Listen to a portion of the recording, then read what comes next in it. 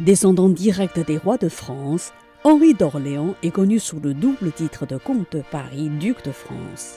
Depuis longtemps, il mène une double carrière de peintre et d'écrivain. Avec son épouse Michaela, princesse de Joinville, il nous a reçus dans son appartement parisien pour nous montrer ses aquarelles, ses livres, mais aussi pour nous parler de son intérêt pour l'encre de Chine. Il nous a également fait découvrir quelques précieux souvenirs de famille. La Chine en français. LCF. La Chine en français. Monseigneur, bonjour. Bonjour à vous et merci d'être venu. Merci à vous de nous recevoir. Vous êtes descendant direct du roi de France, Louis XIII. Vous êtes comte de Paris et duc de France, mais vous êtes né en Belgique et non pas en France. Vous avez passé une partie de votre vie en exil. Pourquoi?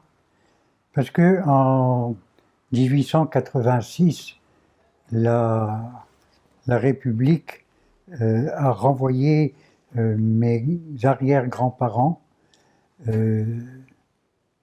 hors de France et les a privés de leurs droits.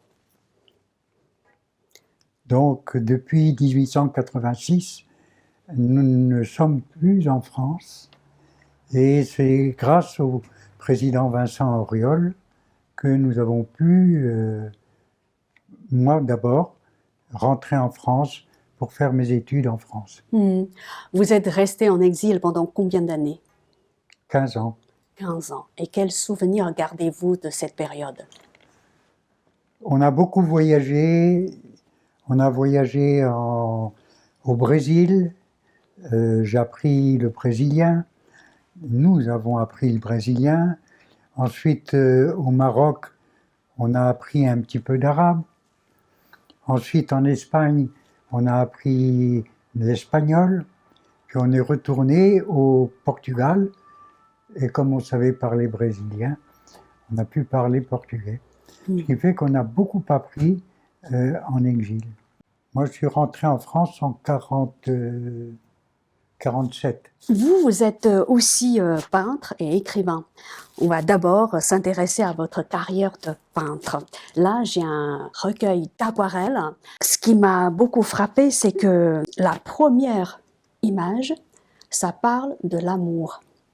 Est-ce que vous pourriez nous parler un peu de la signification de cette aquarelle? Il y a l'amour. Là, c'est le temple de l'amour.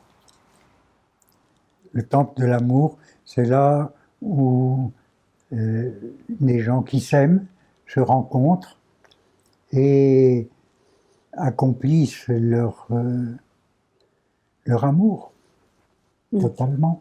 Pourquoi vous avez choisi de faire figurer ce tableau en première page de votre recueil?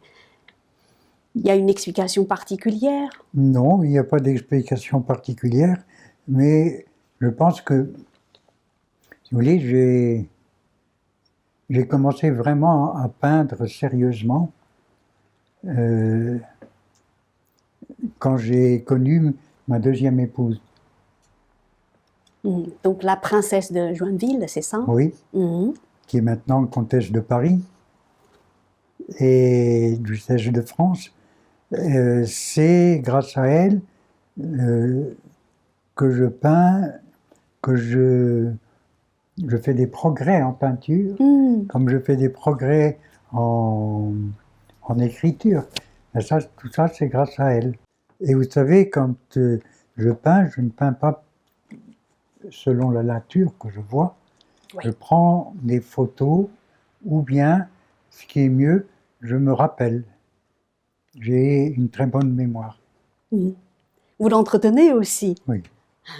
C'est parce que vous lisez beaucoup et du coup, la lecture, ça aide à entretenir la mémoire, me semble-t-il. Oui, tout à fait. Alors, dans vos aquarelles, on retrouve quand même des ressemblances avec la peinture chinoise.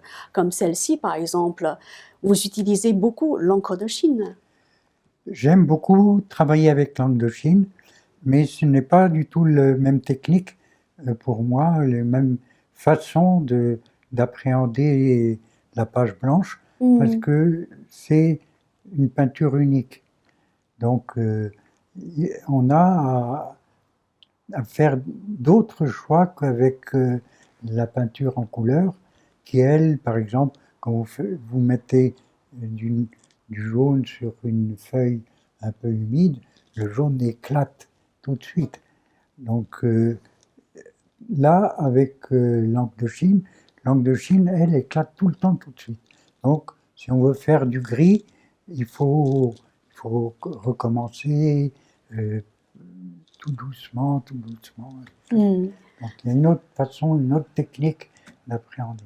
Est-ce que vous avez beaucoup exposé en France et à l'étranger? Écoutez, depuis ma première exposition a été en 1971. 1971. Oui. Mm. C'était dans quel pays alors? À Londres. À Londres, oui. Et je voulais voir si les gens s'intéressaient à ma peinture. Alors, Donc, comment ça je se n'ai pas passe? signé. J'ai juste mis mon monogramme, celui-là. Donc, on ne pouvait pas, HO. on ne Voilà. pouvait pas savoir que ça venait du comte de Paris. Non. Alors, Moi, j'étais pas comte de Paris à l'époque. ah oui, oui, c'était votre père. Oui. Mm. Eh bien, les deux aquarelles que j'avais mises sont parties tout de suite. Ah, vous étiez très satisfait du résultat de votre travail. Non, j'étais satisfait de ceux qui l'appréciaient. Bien beaucoup sûr. plus. Ben oui. Et après, vous êtes allé exposer dans d'autres pays? J'ai exposé aux États-Unis, en Russie, en Angleterre, Mm. en Belgique, Luxembourg, Suisse, Italie, Espagne, Maroc, J'ai appris. Liban, je crois. Liban. Ah, pas mal. Alors, vous avez, me semble-t-il, reçu des Chinois à votre domicile. C'est ça? Nous avons Ou je me reçu trompe des pas? Chinois Oui. pour le lancement de mon champagne. Ah, vous avez un échantillon ici? Non, Ah, pas ici, ouais. non, c'est déjà en Chine. Ça s'appelle le champagne héritage Prince Henri d'Orléans. Monseigneur, est-ce que vous pouvez nous raconter l'histoire de cette statue? La statue représente Henri IV enfant et elle a été faite dans les ateliers, je crois, de M. Trichetti, qui était un grand sculpteur de l'époque de du roi Louis-Philippe, et qui était le professeur de Marie d'Orléans, qui elle a épousé le duc de Wurtemberg après. L'histoire de ce dragon, alors. Il est chinois, hein? Le dragon est tout à fait chinois.